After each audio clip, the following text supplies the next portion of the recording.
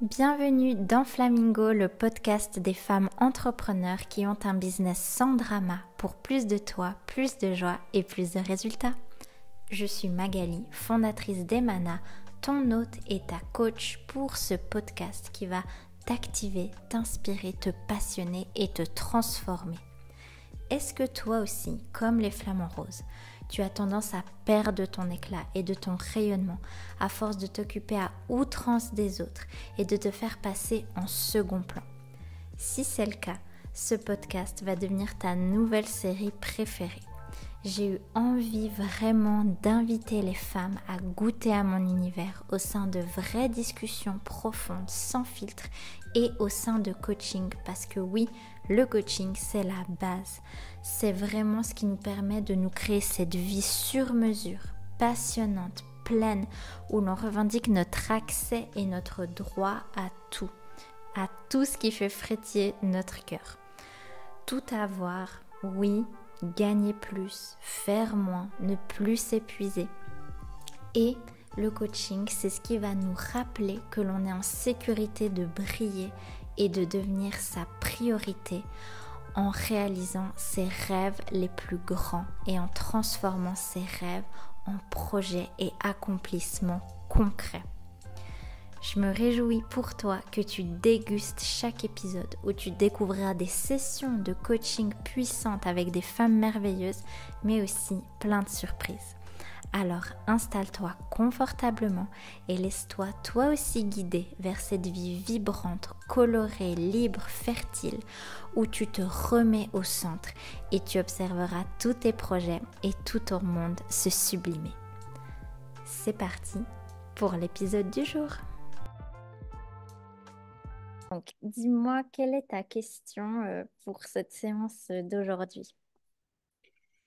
Alors, ma question, ça serait un petit peu plus de savoir un peu comment trouver sa place au travail dans un environnement où on ne se sent pas forcément, je dirais, aligné Mhm. et que plutôt aligné pas en termes de valeur, mais plus en termes de, on sent qu'au fond, c'est pas vraiment fait pour nous, mais que c'est un bon apprentissage pour la suite. Et voilà, et comment en fait on peut trouver notre place dans un environnement dans lequel on sent qu'au fond il y a quelque chose qui coince un peu, mais qu'on n'arrive pas à mettre le doigt tout de suite, de façon en tout cas consciente. Je ne sais pas si c'est très clair, mais voilà, ce sera un petit peu aujourd'hui la question que je me poserai.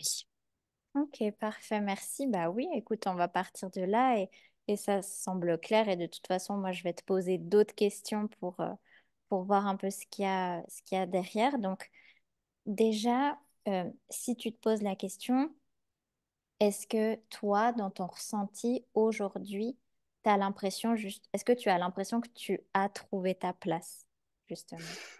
Non, pas vraiment. Ok, C'est un peu une lutte. Du coup, ça vient pas de façon naturelle. ok. Donc, vraiment là, dans ta situation, en tout cas actuelle, euh, pour reprendre ta question, donc tu te sens pas à ta place, c'est vraiment ça le résumé, si on peut dire, notamment avec ce ressenti où tu te sens pas aligné. Euh, ouais, Ouais, exactement. ok. Est-ce que tu peux m'en dire un petit peu plus sur justement le fait que tu te dis, voilà, je ressens des choses et je me dis, je ne me sens pas à ma place. Concrètement, ça ressemble à quoi ne pas être à ta place? Ça ressemble à... Alors, c'est une très bonne question, mais ça ressemble... c'est plutôt, je dirais, des émotions ou des comportements. Alors, c'est toujours difficile parce qu'on ne se voit pas. En fait, on n'est pas en face de soi. Mais c'est un peu une respiration bloquée, une remise en question permanente sur des choses que sais faire et que je sais, mais c'est une remise en question dès qu'on sent qu'on est questionné sur certains sujets. Donc c'est vraiment comme si on n'était pas sûr de soi alors que on connaît au fond la réponse. C'est un petit peu comme tout était un peu remis en question.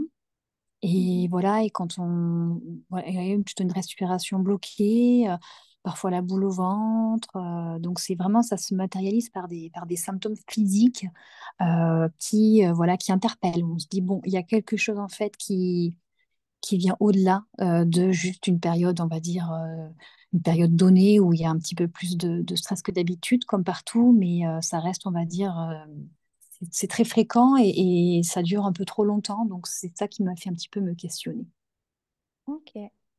Merci déjà ben, de me partager tout ça et je trouve vraiment déjà juste prendre le temps, je t'invite pour toi, prendre le temps à juste reconnaître et oui, et célébrer le fait que tu es hyper connecté justement à tes ressentis. Que là, tu parles vraiment de ton corps, tu parles de respiration. Alors certes, j'imagine que c'est pas du tout agréable, mais juste le fait que tu en aies conscience, ça ouvre vraiment justement une porte ben, au questionnement, comme tu le fais Oui. déjà. Donc vraiment juste pour toi, de ne pas oublier, voilà, de reconnaître et célébrer ça au mieux, en sachant bien sûr que c'est inconfortable, mais que c'est vraiment finalement, quand il y a ce contraste qui devient de plus en plus fort, c'est en général un bon Mhm. signe que justement on est prêt pour autre chose. Donc, je voulais déjà juste relever ça. Non, Et c'est vrai, ouais, merci. C'est vrai qu'on le reconnaît pas assez. oui, non, pardon, je ne voulais pas te couper. Oui, avec plaisir. Et ouais, déjà juste d'observer ça comme ça, à quoi tu penses quand je te dis ça? Ben, je pense qu'on le fait pas suffisamment, qu'on fait pas suffisamment ce check corporel. Moi, la première, hein, parfois on a tendance à un peu mettre ça sous le tapis, mais que finalement notre corps nous parle beaucoup plus qu'on le pense et que on l'écoute pas assez. Et justement, il sait mieux que nous, il sait mieux que notre ego, il sait mieux que notre mental.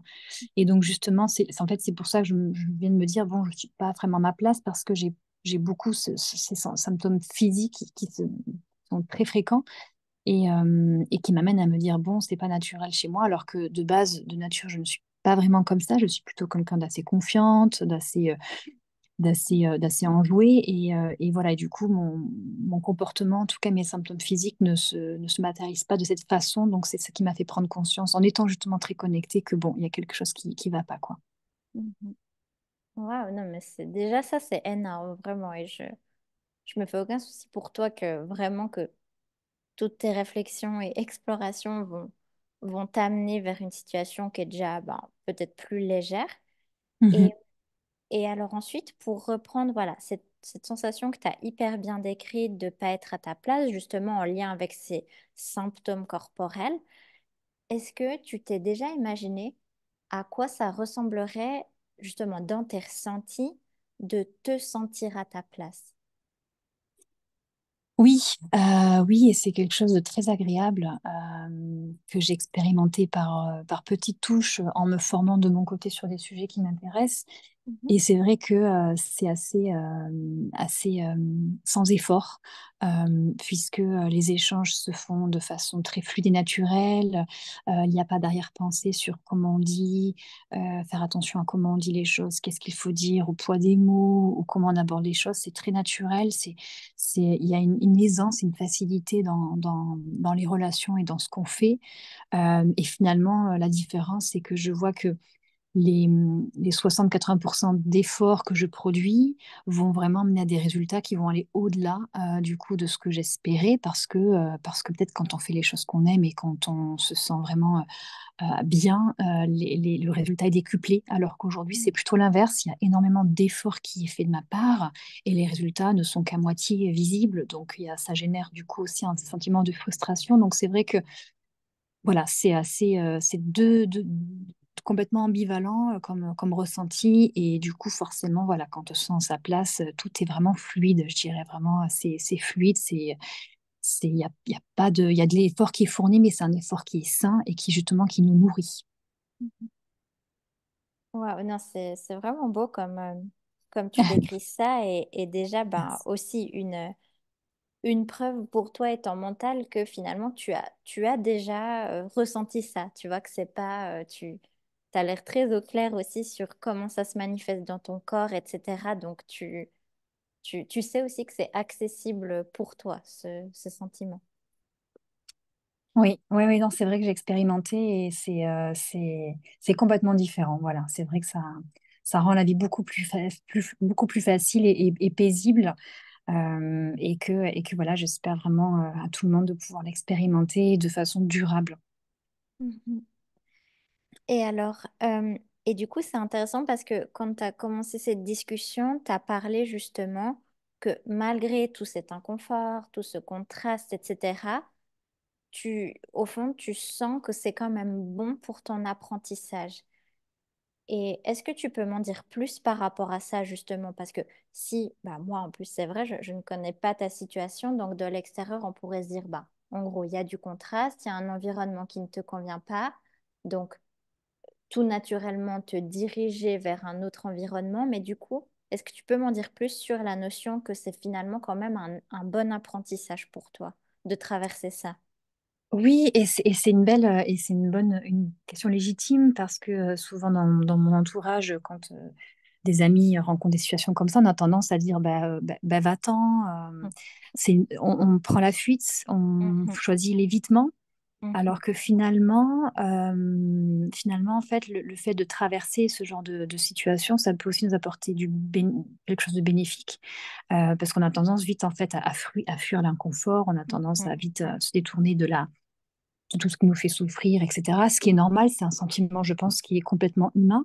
mhm, Mais de mon côté, voilà, c'est quelque chose, on va dire, c'est assez inconfortable, mais ça me permet d'apprendre à gérer l'inconfort. mhm, Parce que je pense que dans toutes les situations, forcément, on passe par des moments un peu moins sympas que d'autres. Et du coup, c'est un petit peu comme si je me dis, bon, il y a une tempête, plutôt que d'essayer de sortir de la tempête et puis d'en reprendre une autre à quelques mètres plus loin, c'était plutôt comment rester ancré dans la tempête et de pouvoir en fait gérer ça sur ce que je peux contrôler et lâcher prise sur ce que je peux pas contrôler. Donc c'est plutôt pour moi un apprentissage vraiment de façon concrète et dans le dur de ok, trouver son équilibre dans une situation où on sait que c'est pas forcément là où on est censé être, mais on en tirera forcément des leçons qu'on pourra du coup appliquer de façon beaucoup plus naturelle et beaucoup plus fluide, sans trop d'efforts, si jamais une situation comme ça par la suite se reproduit. Donc c'est plus pour moi un check-in un peu bon. Ok, est-ce que c'est acceptable jusqu'à là, jusqu'à ici?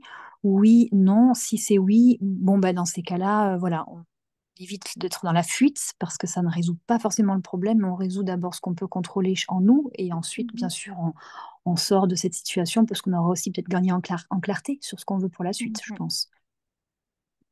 Ouais, non, franchement, c'est magnifique et très Merci. inspirant. Et enfin, je connais pas du tout ton parcours, ton histoire, mais j'ai l'impression que tu as justement déjà beaucoup travaillé sur toi et sur justement tes émotions, l'inconfort. Donc c'est magnifique. Et là, c'est ma petite remarque personnelle, mais effectivement, moi, je suis convaincue que, comme tu dis, si on est dans une situation inconfortable et qu'on ressent du contraste, c'est pas de fuir l'environnement qui va tout résoudre. Parce que, notamment dans ce que tu relevais qui était inconfortable, comme par exemple le fait de remettre en question ce qu'on va dire, etc., de peut-être se sentir déstabilisé dès qu'on nous pose une question, ça finalement, ça arrive et ça peut arriver Tout dans à fait. chaque sphère et stade de vie. Donc c'est vraiment super. J'ai vraiment l'impression là que tu es en train de ouais, te préparer, comme si tu es vraiment en train ouais, pas de renforcer parce que tout est déjà là, mais ouais, un petit peu de muscler toutes tes compétences Mhm. pour être encore plus à même, en fait, ensuite de voir les opportunités et de plus être uniquement dans l'inconfort et dans la réaction, mais vraiment bah, voir les opportunités où elles sont et peut-être qu'elles t'amèneront hors de cet environnement ou pas, mais donc enfin, franchement, c'est magnifique. Et alors, du coup, pour reprendre par rapport à ta question de base, du coup, finalement, parce que ta question était comment trouver sa place dans un environnement où on ne se sent pas aligné. Et là, de mon côté, j'ai l'impression en fait que tu y as répondu en parlant justement d'accueillir l'inconfort, etc. Donc, déjà, quand je te dis ça, à quoi tu penses? Et est-ce que tu as une situation très spécifique que tu aimerais qu'on décortique ensemble? J'ai, bah, c'est vrai que ouais, je me dis que comme enfin, tu as bien décrit le côté muscle, c'est vrai que c'est rigolo parce que c'est un petit peu souvent ce que je me dis. C'est aussi comme se muscler un petit peu, muscler un peu son cerveau ou voilà ses pensées, etc. Ses pensées limitantes, c'est un petit peu les muscler. C'est vrai que c'est un travail, on va dire, au quotidien. On le sait, mais et là, je suis persuadée que si on est plusieurs, on se dit, mais oui, c'est vrai, ça fait sens, mais après, il faut l'appliquer à soi. Mais c'est vrai que si je dois vraiment appliquer ça à une situation particulière, moi, ce serait plutôt la sphère professionnelle, Mhm. voilà, c'est vrai que j'ai encore un peu aujourd'hui du mal à sortir un peu de ce côté syndrome de l'imposteur, Mhm. me sentir vraiment légitime pour pouvoir dire ou faire des choses. Vraiment, j'ai un côté qui est complètement ambivalent de mon côté personnel où je suis beaucoup plus, je pense, un peu affirmée, Mhm. un peu plus déterminée, mais au côté professionnel, c'est un petit peu comme si voilà, tout était beaucoup plus bancal Mhm. et ouais. Et vraiment, j'arrive pas trop à mettre le doigt dessus du pourquoi, du comment. Alors, est-ce qu'il faut chercher la cause? Je ne sais pas. Mais c'est vrai que voilà, ce serait plutôt moi la sphère professionnelle où j'ai beaucoup de mal à trouver ma place, à faire fuir enfin faire fuir, non, pardon, pas de fuite, mais à vraiment faire sauter un peu ce syndrome de l'imposteur qui s'attache vraiment beaucoup à moi et en fait qui me fait perdre aussi, je pense, des opportunités ou voilà, des beaux échanges avec des personnes. Mhm. Ouais, non, c'est super intéressant. Et alors, c'est vraiment de ce que je vois, c'est comme si ben, voilà, t'es hyper consciente que tout cet inconfort, voilà, te fait évoluer à ta manière, etc. Tu le vois vraiment dans un état d'esprit de croissance et que du coup, comme tu dis, t'es pas en train de te précipiter à du coup fuir, par exemple, ton environnement professionnel, mais c'est intéressant parce que tu as eu aussi ce petit lapsus révélateur de finalement fuir ce syndrome d'imposteur. Donc en fait, plutôt que de fuir, tu te dis rationnellement que tu vas pas fuir comme ça du jour au lendemain ton travail. Par contre, là, est-ce que tu dirais que tu es un peu justement en lutte avec ce syndrome de l'imposteur et en fuite de ce syndrome? Je dirais plutôt en lutte. Ouais, Mhm. j'essaie pas de le fuir. Mhm. J'aimerais bien que ce soit lui plutôt qui s'échappe, mais je suis plutôt un peu en lutte Mhm. contre celui-ci. Et ouais, c'est assez difficile à exprimer, mais c'est un petit peu comme si en fait il y avait un masque en fait devant moi voilà, et ce masque faisait toujours un petit peu une expression d'incertain. Quand on est incertain, c'est aussi beaucoup notre langage corporel qui parle pour nous, qui nous trompe finalement. Et Mhm. c'est un petit peu comme si, voilà, c'était d'abord cette espèce de masque Mhm. d'une personne incertaine, toujours un peu dans l'insécurité, dans la peur, qui s'exprimait d'abord, alors que la vraie moi, finalement, elle sait, elle est quand même plus sûre, mais voilà, il n'y a rien à faire. Ce masque-là, il est toujours dans les premiers, Mhm. et c'est très difficile, en fait, de s'en détacher, de s'en défaire. Ok, merci beaucoup. Et est-ce que tu as déjà imaginé, plutôt que de lutter contre ce masque, est-ce que tu as déjà imaginé de pleinement l'accepter et dans le sens d'avoir une immense curiosité et compassion pour ce masque? Ben, c'est une très très belle question. J'avoue que j'avais pas du tout pensé cet angle-là. J'étais plutôt dans le combativité un petit peu, voilà, un peu. Mais c'est vrai que le voir un peu comme ça, plutôt comme un allié, c'est une belle approche. Et c'est vrai que j'ai jamais vraiment pensé du coup, mais c'est vrai que c'est une belle approche, je trouve. Et en fait, quand j'entends la question, ça me rassure quelque part en me disant, en fait, il n'y a pas forcément besoin de repousser les choses, mais plutôt de les accueillir, de les comprendre parce qu'elles enseignent quelque chose en particulier. Donc, j'avais pas vraiment pensé, mais c'est vrai que c'est une belle question en fait, sous un angle différent, mais je pense plus bienveillant. Oui, alors je suis contente si ça résonne et évidemment tu pourras après prendre le temps de laisser mijoter, tout ça, voir ce que ça réveille. Mais déjà, je trouve intéressant que tu as dit c'est rassurant et là tu peux même sentir, peut-être même en ce moment dans ton corps, je sais pas si en Mhm. parlant de ce syndrome de l'imposteur, je sais pas si est-ce que tu le sentais en m'en parlant quelque part dans ton corps? Oui, la respiration un peu, la respiration un peu, toujours un peu retenue. Et là, du coup, c'est vrai que c'est plus un peu comme si, en fait, non, il y a rien, il n'y a pas de Mhm. danger. Donc, ça m'a un peu plus relaxé de le voir plus en me disant, mais c'est un allié, en fait, hein. Il est avec toi, et il faut apprendre à le connaître. Il faut là vraiment Mhm. plus le voir comme un collègue de bureau avec qui, voilà, les rapports sont cordiaux, mais pas les mêmes choses. Mais ouais, un peu plus. Voilà, la respiration un peu plus soulagée, un peu plus profonde et moins saccadée. Mhm. Donc ouais, c'est intéressant de voir voilà que même là en parlant, tu sentais ouais peut-être je sais pas des fois là dans la poitrine un peu plus lourde ou serrée et là tu peux même tester de je sais pas mettre par exemple la main sur ta poitrine et te dire bah en fait c'est ok syndrome de l'imposteur ou masque ou comme tu veux l'appeler et de dire bah en fait aujourd'hui plutôt que de d'essayer de courir finalement comme si tu as un espèce de boulet attaché au pied et à chaque fois que tu cours, il est quand même là dans tes pattes, vraiment de dire, ah bah ok, je sais pas, Mhm. tu prends ce petit boulet dans, dans tes bras et tu dis, bah ok, bah dis-moi tout, dis-moi de finalement parce que souvent on croit qu'on doit se débarrasser de certaines parts de nous. On a Oui. l'impression que ce sera que quand on arrivera à un certain stade de notre vie, ben, c'est bon, on n'aura plus cette part peut-être aussi qui nous rappelle un peu notre enfance ou cette part insécure. Et en fait, ça, je pense, c'est une des plus grandes erreurs qu'on fait, c'est qu'on croit que du coup on se sabote ou qu'il faut attendre d'avoir complètement fait Mhm. disparaître ces petites voix, plutôt qu'en fait de se dire, bah, elles seront toujours là, mais c'est plus comment je m'adresse à elles, comment je les écoute, quelle attention je leur apporte pour justement avancer avec elles et pas Ouais. malgré elles. Ouais, ouais, complètement, ouais. Ouais, ouais, c'est très vrai. Oui, c'est vrai que c'est des personnes, enfin, c'est des personnes, oui, c'est des personnes en soi au fond, mais c'est vrai que ça fait complètement sens puisque finalement, ça nous permet aussi de nous guider quelque part.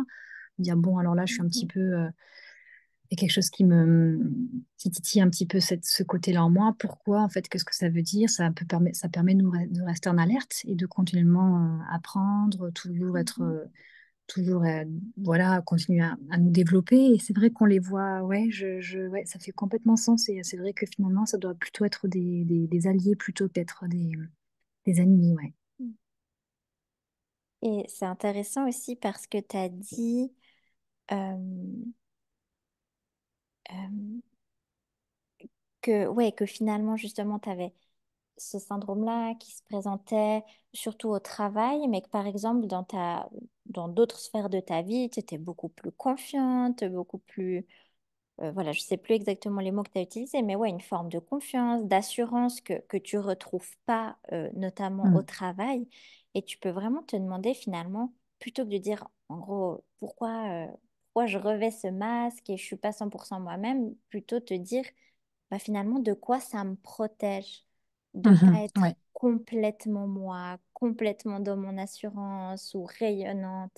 Et finalement, plutôt que de dire, de chercher la lutte ou le problème, de se dire, bah, de quoi ça me protège et qu'est-ce qui fait que dans certains environnements, tu te sens en sécurité d'être toi-même et que dans d'autres, tu as l'impression que ça va peut-être pas être reçu. Alors que, et si justement, c'était aussi cette version-là de toi qu'allait être encore plus, voilà, à même de créer, d'évoluer, etc. ouais. Ouais, c'est vrai parce que c'est vrai que quand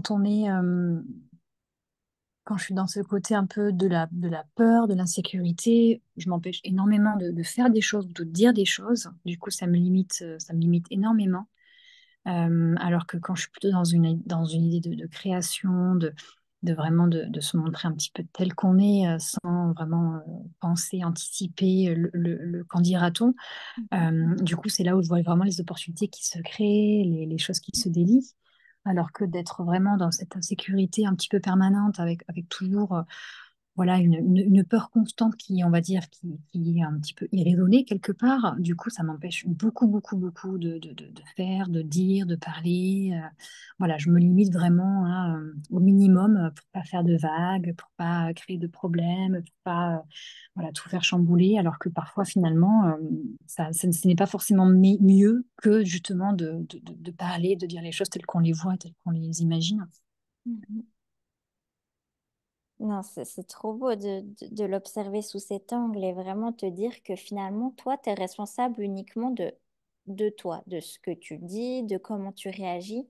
Et même en prenant toutes les pincettes au monde, justement, en étant peut-être rassuré, d'être un peu moins, un peu si, bah en fait, tu peux pas du tout contrôler comment les autres vont recevoir ce que tu dis. Donc, même si tu as l'impression entre guillemets, d'avoir pas trop fait des vagues, ben, peut-être que une fois, ça peut être, entre guillemets, mal interprété ou pas, mais que dans tous les cas, tu es frustré parce que tu te donnes même pas ouais, l'autorisation de d'oser, de tester, d'être pleinement Ouais. toi et voilà, tu maîtrises ce qui sort de toi et en fait, comment ça va être reçu, ça ne te définit pas.